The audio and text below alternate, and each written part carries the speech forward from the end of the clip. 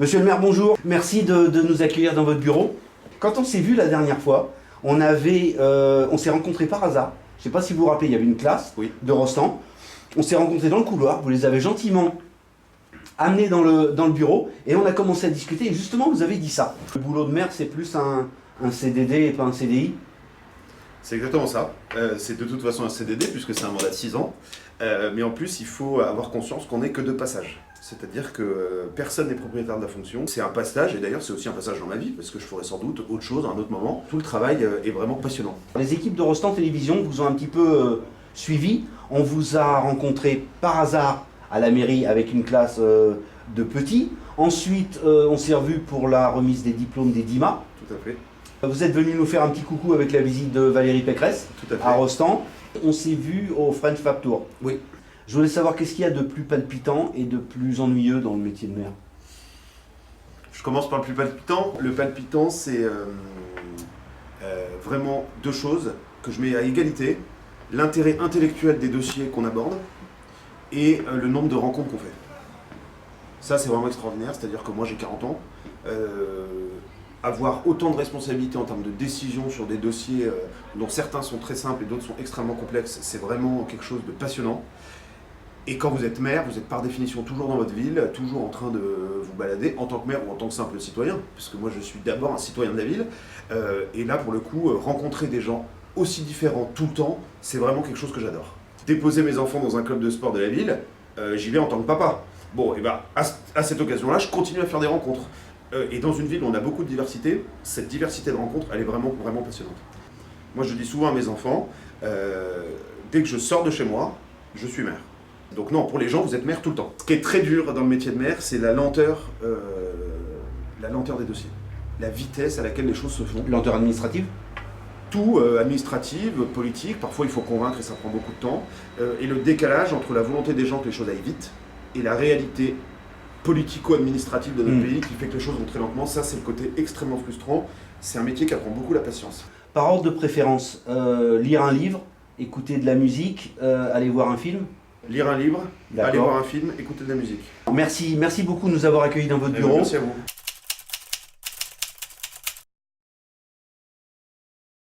Bonjour à tous. Aujourd'hui, nous recevons le maire de Mantes-la-Jolie. Monsieur le maire, bonjour. Bonjour. Bienvenue sur le plateau de Rostand Télévision. Merci. Si vous êtes d'accord, on va retrouver notre journaliste Fanny en duplex des Malakoff. Elle a quelques questions pour vous, ensuite on se retrouve sur le plateau. Fanny, tu nous entends ? C'est bon, je vous reçois. Monsieur le maire, bonjour. Désolée de ne pas être présente sur le plateau. J'ai 3 questions à vous poser. Quelles sont les questions ou les demandes des habitants de Mantes qui vous ont le plus surpris ? Les demandes qui m'ont le plus surpris depuis que je suis maire, je dirais que c'est les demandes qui consistent à annuler des sanctions qui ont été prises parce que des gens n'ont pas respecté certaines règles. Voilà. Par exemple, les gens qui viennent me voir en me disant « j'étais mal garé, j'ai pris un PV à 135 €, monsieur le maire, il faudrait le faire sauter ». Voilà. Ça, c'est des demandes qui me surprennent toujours un peu parce que la police municipale, par exemple, est là pour faire appliquer les règles pour tout le monde. Et donc, il n'y a pas de raison qu'on nous demande d'effacer certaines sanctions. Voilà, donc c'est ça, je dirais que c'est les demandes qui m'ont le plus surpris. Et puis, sur un registre moins drôle, parfois, c'est pas surpris, mais parfois, on est frappé par la difficulté dans laquelle se trouvent les gens qui viennent voir le maire. Donc je dirais pas que ça surprend, mais je dirais que ça interpelle parce qu'il y a vraiment des gens qui viennent me voir qui sont parfois en très grande difficulté pour que je puisse les aider. Et donc du coup, ça, c'est quelque chose qui parfois peut surprendre aussi et surtout qui me fait mesurer l'étendue de mes responsabilités. Quand on est maire de Mantes-la-Jolie, souhaite-t-on devenir maire d'une plus grande ville comme Paris ou Marseille ? Alors, en ce qui me concerne, pas du tout. Moi, je considère que le métier de maire est un métier qui se fait dans l'endroit où tu vis. Et en fait, ce qui fonde l'engagement de maire, c'est parce que tu aimes ta commune et que tu as envie de t'engager à l'intérieur. Donc moi, j'ai aucune envie de m'engager dans une autre commune. J'ai été élu dans une autre commune qui s'appelle Limay toujours, mais à l'époque, j'habitais Limay. Mais honnêtement, j'ai aucune envie d'être maire d'une autre ville que Mantes-la-Jolie. Qu'avez-vous fait avant d'être maire et que ferez-vous après ? Alors, avant d'être maire, j'ai fait des études de philosophie, j'ai fait Sciences Po. J'ai travaillé pour des élus, et notamment le maire de Mantes-la-Jolie, dont j'étais le collaborateur. Et puis après, j'ai travaillé dans une association patronale qui s'appelle le MEDEF, et donc je faisais comment dire, je défendais les intérêts de certaines entreprises. Donc ça a duré 10 ans. J'ai été élu en même temps. Et là, j'ai cessé toute activité professionnelle depuis 1 an, puisque la tâche de maire me prend tout mon temps, donc j'ai démissionné de mon travail. Qu'est-ce que je ferai après? Écoutez, j'y ai déjà un peu réfléchi, honnêtement, parce que je pense que je ne resterai pas élu 20 ans. J'aimerais beaucoup travailler dans le domaine du sport. Parce que j'aime beaucoup le sport, j'en fais pas beaucoup, mais j'aime beaucoup, notamment regarder la télévision. Et donc, je me dis que si d'un jour je devrais me reconvertir, ce serait là-dedans. Ça pourrait être, par exemple, dans des événements comme le Tour de France, ça pourrait être au sein d'un club sportif. Enfin, c'est quelque chose qui m'intéresserait beaucoup. Merci Fanny, à bientôt. Au revoir. Retour sur le plateau de Rostand. Comment définiriez-vous votre rôle de maire? Dit de façon plus brutale, ça sert à quoi un maire? Alors, un maire, ça sert à beaucoup de choses. Mais disons que moi, je définirais le métier de maire de 2 façons. Un, il faut être le défenseur et le porte-parole de ses habitants. C'est-à-dire que moi, mon métier, c'est d'essayer de résoudre des problèmes des gens, et notamment les gens les plus modestes, qui sont ceux qui ont le plus besoin de moi. Et deuxième volet de mon travail, c'est de réfléchir à la façon dont la ville doit être organisée pour qu'elle s'adapte aux évolutions actuelles, tout en respectant son identité et son passé. Et donc du coup, il s'agit à la fois d'être à l'écoute des habitants et à la fois de transformer la ville et de réfléchir à ce que doit être une ville, la façon dont elle doit être organisée, et la question des infrastructures, c'est-à-dire comment est-ce qu'on connecte cette ville au reste de l'Île-de-France et à son environnement immédiat. Donc, est-ce que vous direz que c'est comme gérer une entreprise et vous en êtes le PDG? Non, je dirais pas ça, parce que gérer une mairie, c'est pas du tout comme gérer une entreprise. Une entreprise, elle est là pour faire des bénéfices, et je suis bien placé pour le savoir, puisque moi-même j'ai travaillé pour des entreprises. L'objet numéro 1 d'une entreprise, c'est de faire des bénéfices pour pouvoir rémunérer ses propriétaires et ses actionnaires.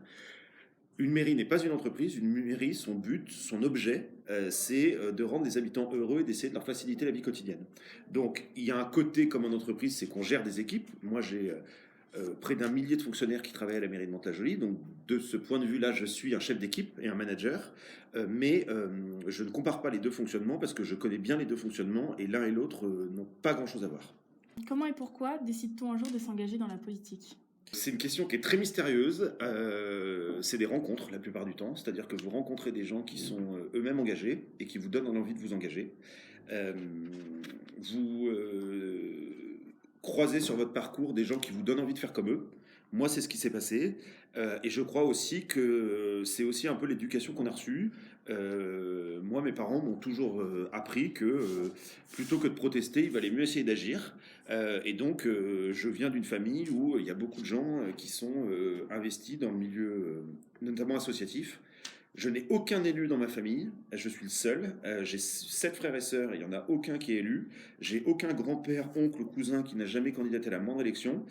Mais j'ai eu envie à un moment, après avoir travaillé pour des élus, ce que j'ai fait longtemps, de moi-même m'engager parce que je considérais que j'en avais la compétence et l'envie. Donc je ne sais pas comment s'est passé le déclic, ça ne s'est pas fait du jour au lendemain, mais ça vient surtout du fait d'avoir envie de s'engager et de se dire qu'on a envie d'être acteur de la société dans laquelle on vit. Est-ce qu'un jour vous penserez, est-ce que un jour vous voudrez aller plus haut, par exemple devenir député ou président de la République? C'est pas du tout la même chose, le métier de maire et le métier de député. Le métier de maire, c'est beaucoup de rencontres et beaucoup de terrain dans sa ville. Le métier de député est un métier qui est un peu plus loin des préoccupations quotidiennes parce que beaucoup se passe à Paris dans des discussions sur les textes de loi. Pour l'instant, honnêtement, je ne me vois pas faire autre chose que maire, ou en tout cas que élu local. Alors on peut être élu local de plusieurs façons, on peut être maire, on peut être conseiller départemental, on peut être conseiller régional, on peut être vice-président ou président de communauté, notamment d'agglomération. Mais honnêtement, à l'heure où on se parle aujourd'hui, je n'envisage aucun autre mandat que celui d'élu local. Je ne dis pas que ça durera toujours, mais pour l'instant, j'ai 40 ans et je suis très bien là où je suis et j'ai assez de boulot quotidien pour pas trop penser à l'avenir. Le French Fab Tour a fait un stop à Mantes-la-Jolie. La semaine dernière, vous y étiez. Oui. Parlez-nous de cette expérience et de votre rencontre avec les jeunes. C'était une très très belle journée. C'est d'ailleurs moi qui ai participé à faire venir le French Fab Tour à Mantes-la-Jolie parce que, comme je vous l'ai dit, j'ai travaillé pour des entreprises et j'aime beaucoup l'industrie. Le Mantois et la Vallée de Seine sont des régions industrielles. il y a des constructeurs automobiles, il y a des fabricants de moteurs, enfin, on a vraiment un passé industriel. Et donc, je voulais qu'on vienne montrer aux jeunes des différents collèges et lycées du Mantois ce que c'était que travailler dans l'industrie. Donc c'était vraiment une très très belle journée et j'ai remercié les équipes qui avaient organisé ça. Évidemment, vous l'avez dit, il y avait beaucoup de jeunes qui étaient présents.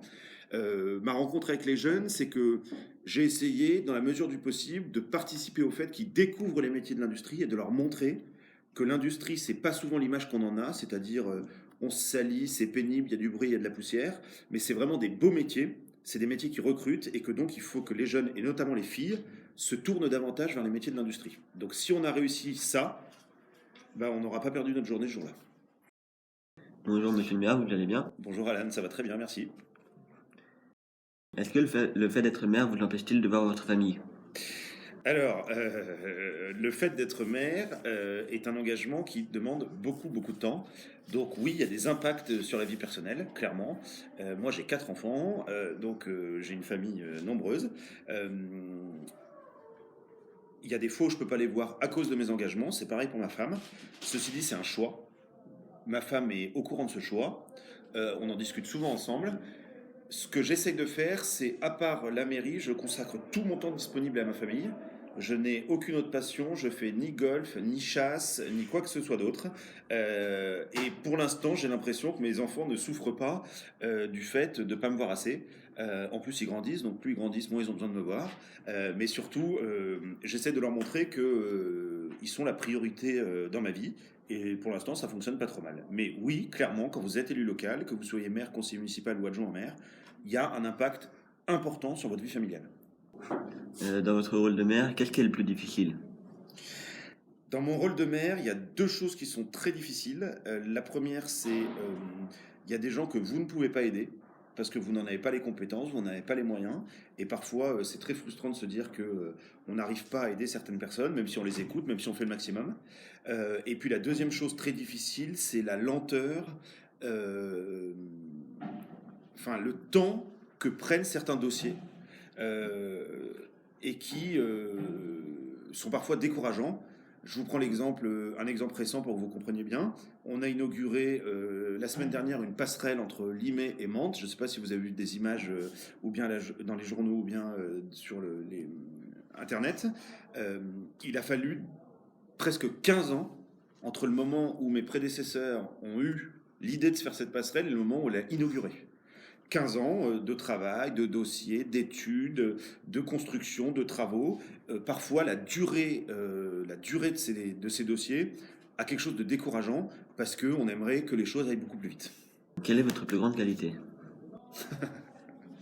Alors, c'est pas trop à moi qu'il faudrait demander ça, parce que je suis pas sûr d'être très lucide sur mes qualités.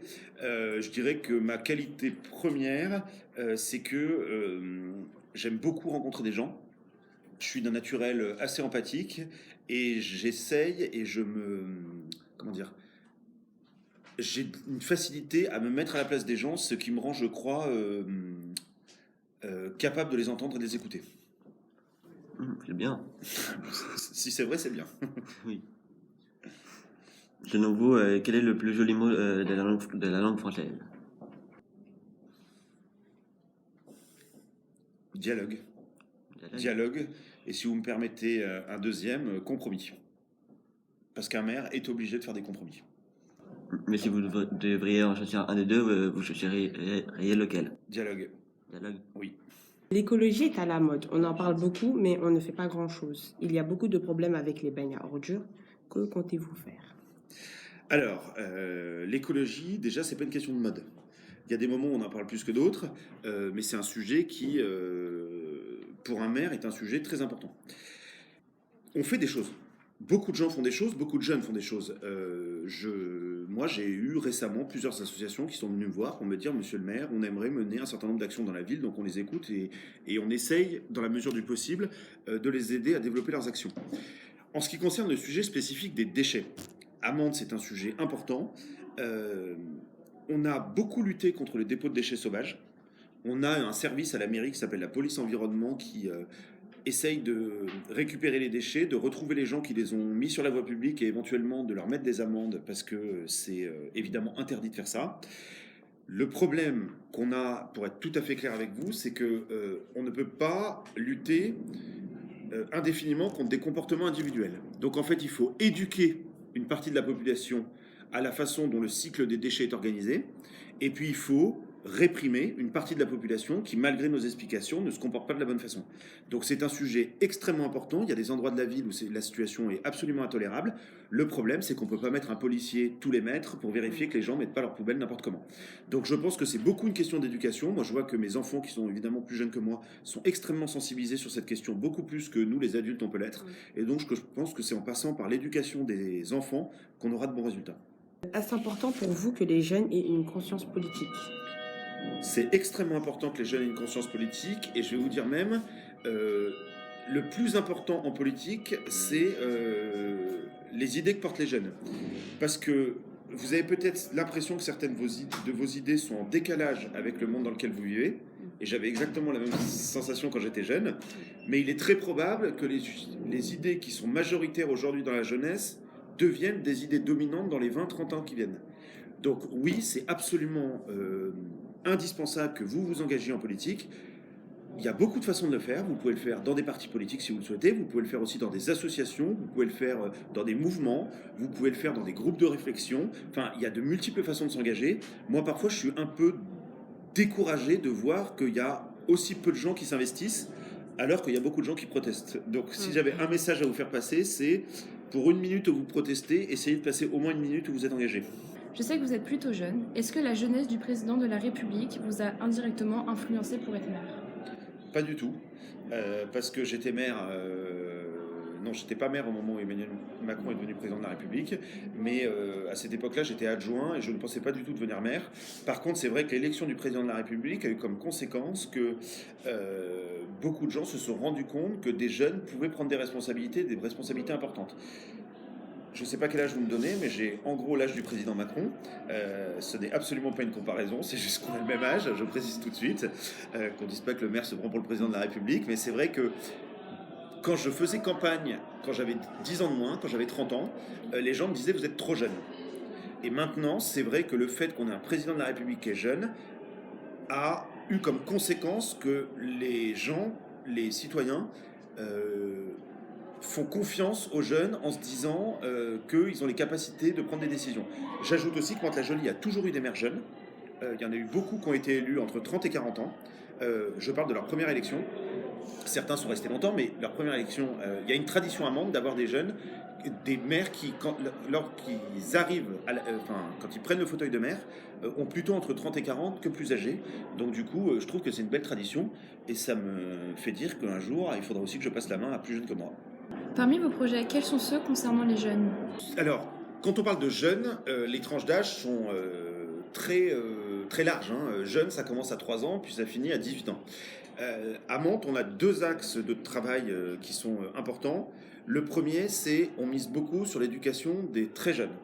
Donc entre 3 et 11-12 ans, on a une politique qu'on appelle une politique de réussite éducative, qui est une politique qui est extrêmement développée, et on consacre beaucoup de moyens à faire en sorte que nos jeunes, et notamment dans le quartier du Val-Fouré, puissent bénéficier de soutien scolaire, d'aide aux devoirs, d'encadrement où on peut travailler le niveau de français, la lecture, parce qu'on considère que plus un jeune reçoit de l'éducation, plus il a des chances d'avoir des diplômes, et plus il a des chances d'avoir des diplômes, moins il a de chances d'être au chômage. Donc ça, c'est le premier volet.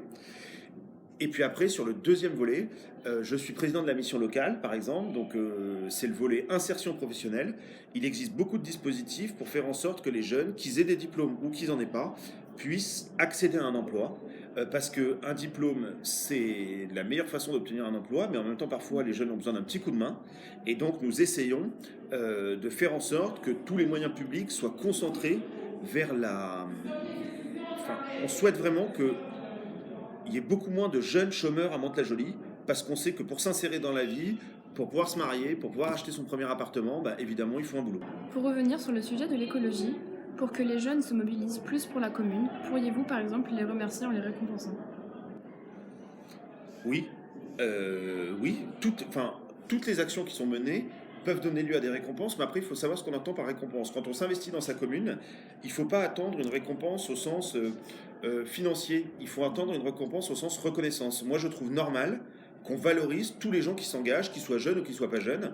J'ai par exemple en tête, le jour de la dernière fête de la musique, il y a une dame qui est venue me voir avec des petits-enfants, des gens qui étaient très sensibles à la question écologique et qui m'ont dit Monsieur le maire, on aimerait pouvoir ramasser des mégots de cigarettes en centre-ville.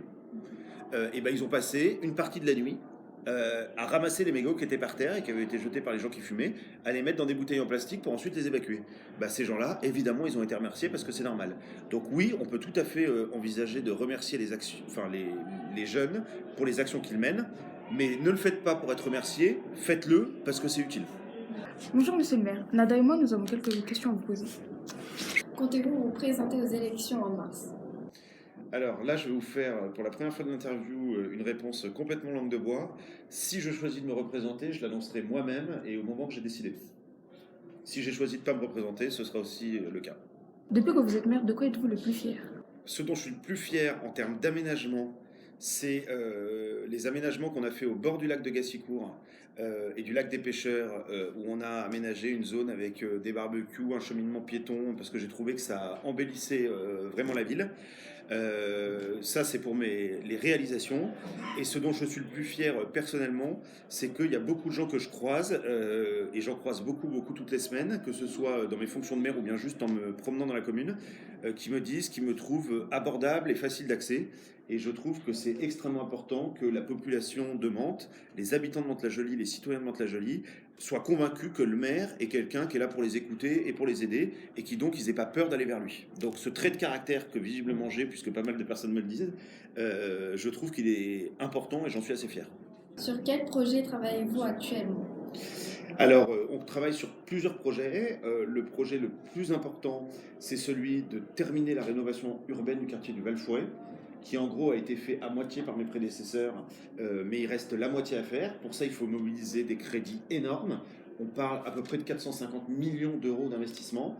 Donc nous sommes en train de mener avec les différents ministères, avec l'État, avec différentes autorités, des discussions pour voir comment on peut financer ce projet de rénovation, parce qu'il faut absolument terminer ce quartier. Il y a aussi l'arrivée du RER EOL en 2024 à Mantes-la-Jolie. Le RER, ça fait très longtemps qu'on en parle. Il va arriver à Mantes.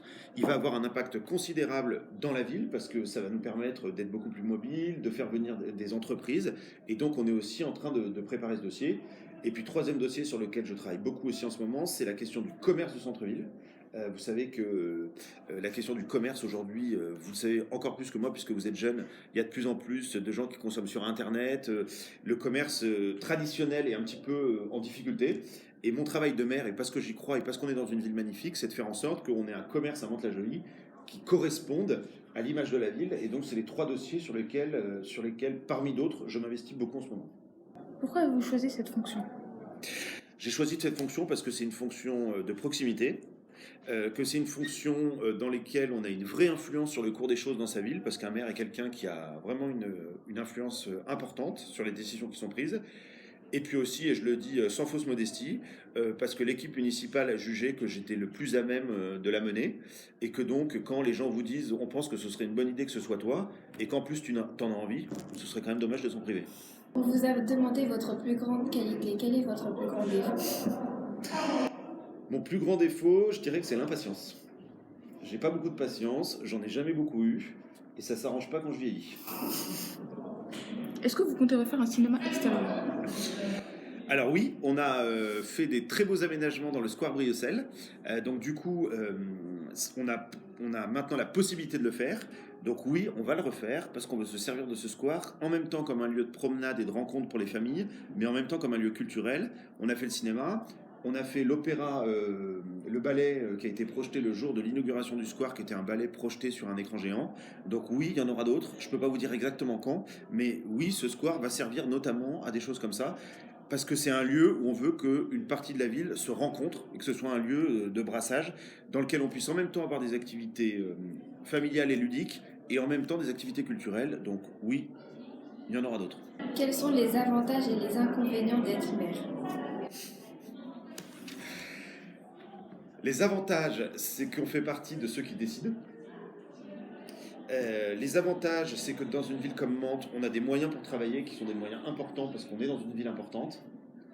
Les inconvénients, c'est que vous vous faites beaucoup engueuler dès que les gens ne sont pas contents, surtout quand vous allez à leur contact, que souvent les gens qui se plaignent sont plus nombreux que les gens qui remercient, et que, comme je l'ai dit tout à l'heure, ça a un gros impact sur la vie personnelle et familiale et amicale. Parce qu'on parle des enfants et de ma femme, mais il y a aussi mes amis. Et donc, de temps en temps, on se dit qu'on aimerait avoir plus de temps pour soi. En même temps, c'est pas du tout une plainte, parce que si on veut avoir du temps pour soi et être chez soi à 19h tous les soirs et passer ses week-ends chez soi, il faut juste changer de métier et pas être mère. Vous étiez un bon élève, un peu chahuteur ou tranquille? J'étais un chahuteur malin, c'est-à-dire que je me faisais assez peu pincer. Mais oui, j'étais plutôt chahuteur et bon élève. Êtes-vous optimiste pour l'avenir de vos enfants? Oui, je suis assez optimiste, déjà parce que moi je suis d'un naturel optimiste. Je dis souvent à mes enfants que la peur n'exclut pas le danger. Et c'est pas parce qu'on a beaucoup peur qu'on va éviter un danger, au contraire. Donc j'essaye de les éduquer à être réalistes sur la société dans laquelle on vit, mais en même temps de leur dire que leur bonheur personnel dépendra beaucoup des choix qu'ils vont faire. Il y a des choix qu'ils subiront. On a parlé tout à l'heure d'écologie. Bah oui, c'est sûr qu'il y a un impact, déjà, il va y en avoir un, et donc ça, mes enfants vont le subir, mais en même temps, j'ai pas envie de leur donner l'impression que leur vie est toute tracée, qu'elle sera ou bien dans le sens du bonheur, ou bien dans le sens du malheur. Donc je pense que je dis à mes enfants qu'il faut qu'ils fassent le choix d'être heureux, et donc d'essayer toujours de regarder la vie du bon côté. Il y a souvent des moments difficiles dans la vie, il y en a des plus faciles, mais en tout cas, je pense que ça dépend beaucoup de l'état d'esprit personnel qu'on a, et j'essaye de leur inculquer le fait d'être optimiste à tout prix. Dernière question, sur le fronton des mairies et des écoles, on peut lire liberté, égalité et fraternité. Lequel de ces trois mots préférez-vous et pourquoi? Moi, c'est liberté que je préfère, et c'est pas parce que c'est le premier, mais parce que j'ai côtoyé suffisamment de gens dans ma vie, et notamment ma vie politique et personnelle, pour savoir que beaucoup dans la vie des gens dépend des choix qu'ils font eux-mêmes. Il y a une part de déterminisme. Oui, c'est vrai que être né dans certains quartiers rend les choses plus difficiles. Oui, c'est vrai qu'avoir des parents de tel ou tel milieu social, de telle ou telle richesse, rend les choses plus faciles ou moins faciles. Mais en même temps, j'ai vu tellement de gens qui avaient très peu de chance au départ et qui ont fini par y arriver, que je considère que la liberté est vraiment la valeur la plus importante de ces trois-là, parce que sans liberté, il n'y a aucune capacité d'épanouissement personnel et il n'y a aucune possibilité d'aller haut dans la vie. Donc si je devais choisir entre les trois, la liberté est vraiment une valeur qui m'est particulièrement chère. Merci d'avoir été notre invité, merci de nous avoir suivis, et à très bientôt sur Boston Télévision.